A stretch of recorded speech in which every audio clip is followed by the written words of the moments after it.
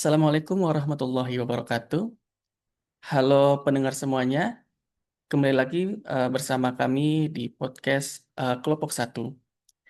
Kali ini kita akan membahas topik yang agak kalah penting, yaitu tantangan bangsa Indonesia saat ini.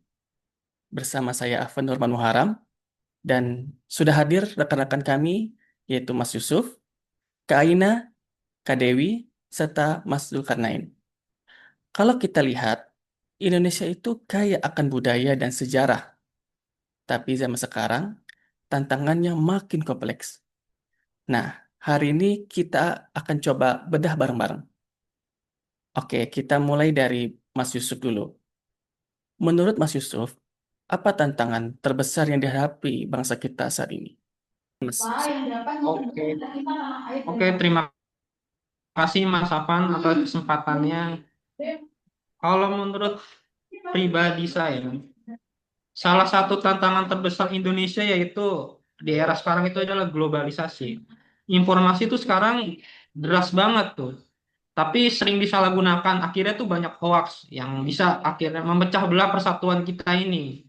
Ditambah lagi adanya degradasi moral yang mulai terasa tuh. Jadi nilai-nilai kebersamaan, nilai gotong royong itu mulai pudar dari bangsa kita itu. Jadi kayak masyarakat kita tuh jadi orang-orang yang individualisme, jadi kayak jauh dari nilai-nilai Pancasila gitu.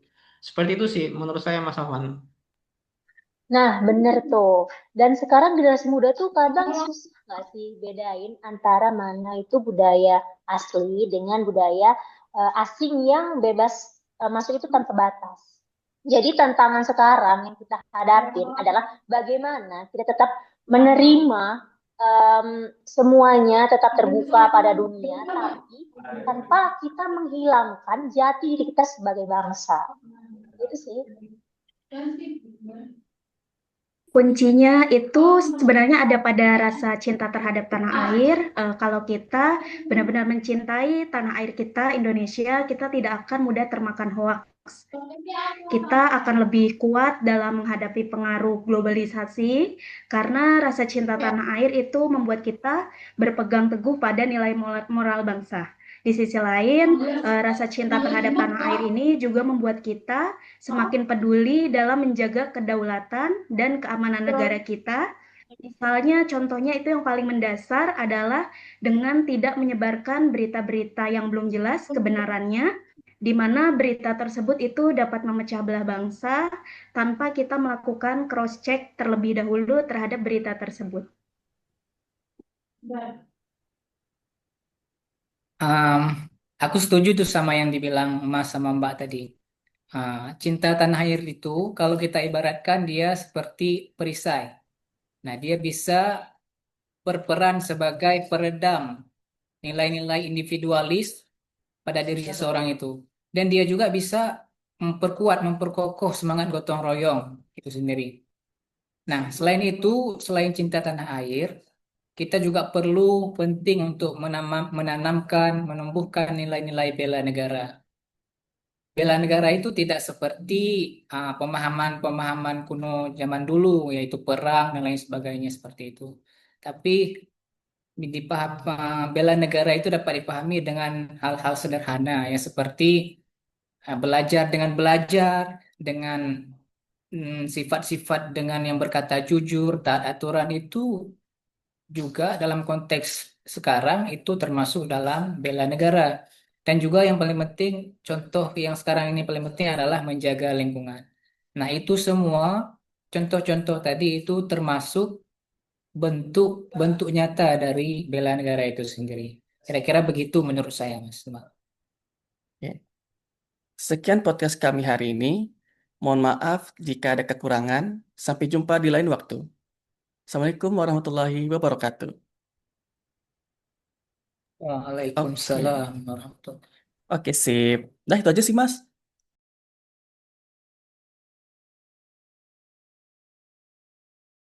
Halo Sobat Indonesia, pernahkah kita menyadari bahwa di era digital ini, informasi mengalir begitu deras bagai air bah yang tak terbendung? Ya, setiap hari kita dibanjiri ribuan informasi melalui media sosial, berita online, dan berbagai platform digital. Tapi tunggu dulu, di balik kemudahan akses informasi ini, ada tantangan besar yang menghadang bangsa kita. Hoax dan berita palsu tersebar dengan mudahnya, memecah belah persatuan yang telah kita bangun selama ini. Layaknya virus yang menyebar cepat, informasi yang tidak benar ini bisa merusak tatanan sosial dan mengancam keutuhan bangsa Indonesia. Coba bayangkan, berapa banyak perdebatan dan perselisihan yang terjadi hanya karena sebuah berita bohong. Berapa banyak persahabatan yang retak karena termakan isu yang tidak benar? Inilah yang menjadi PR besar bagi kita semua. Namun, jangan khawatir. Ada cara ampuh untuk menghadapi tantangan ini. Jawabannya ada pada rasa cinta kita terhadap tanah air Indonesia. Ya, nasionalisme adalah benteng pertahanan terkuat melawan perpecahan. Bagaimana caranya? Pertama, mari tingkatkan literasi digital kita. Sebelum membagikan informasi, pastikan kebenarannya dari sumber yang terpercaya. Kedua, marilah kita mengedepankan sikap kritis, namun tetap santun dalam bermedia sosial. Ketiga, yang terpenting, selalu ingat bahwa kita adalah satu bangsa, Indonesia. Ketika rasa cinta tanah air tertanam kuat dalam diri kita, maka akan lebih mudah untuk memilah informasi mana yang membangun dan mana yang merusak persatuan. Kita akan lebih bijak dalam menyikapi perbedaan dan lebih mengutamakan kepentingan bangsa di atas kepentingan golongan. Ingatlah pesan dari para pendiri bangsa.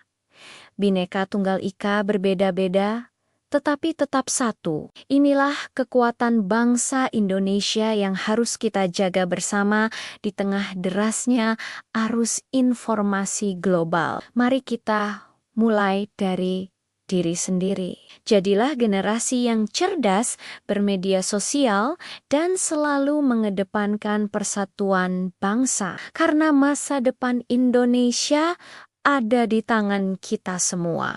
Terima kasih telah menonton video ini. Jangan lupa like, subscribe, dan bagikan ke teman-teman untuk ikut menyebarkan semangat persatuan. Sampai jumpa di video berikutnya.